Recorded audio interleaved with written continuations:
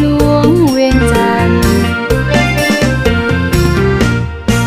สบายดีสบายดีปีใหม่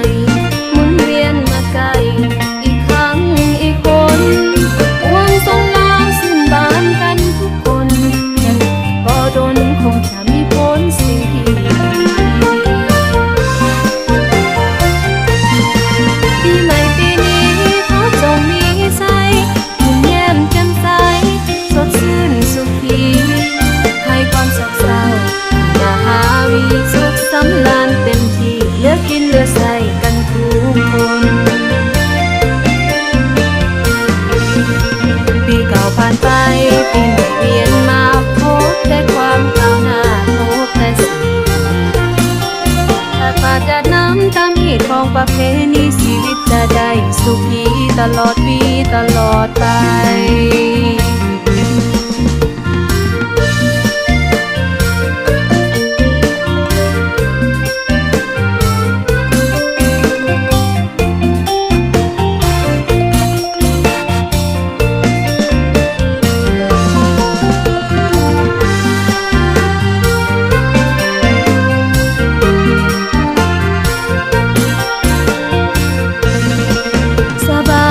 สบายดีปีใหม่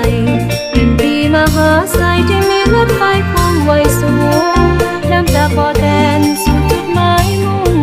ผ่านแรงผู้สูงไปสู่นครหลวงเวียงจันทร์สบายดีสบายดีปีใหม่หมุนเวียนมาไกลอีกครั้งอีกคนหวังสงลาสิ้นบานกันทุกคนยังบ่โดนคงจะมีผลสิ่งที่ดีปีใหม่ปีนี้ขอจงมีใจยิ้มแย้มแจ่มใสสดชื่นสุขีให้ความโศกเศร้าอย่าหาวิสุขสำราญเต็มที่เหลือกินเหลือใส่กันทุกคนปีเก่าผ่านไปปีใหม่เวียนมาพบแต่ความก้าวหน้าพบแต่สิ่งถ้าขาดจากน้ำตามเหตุของประเพณีชีวิตจะได้สุขีตลอดปีตลอดไป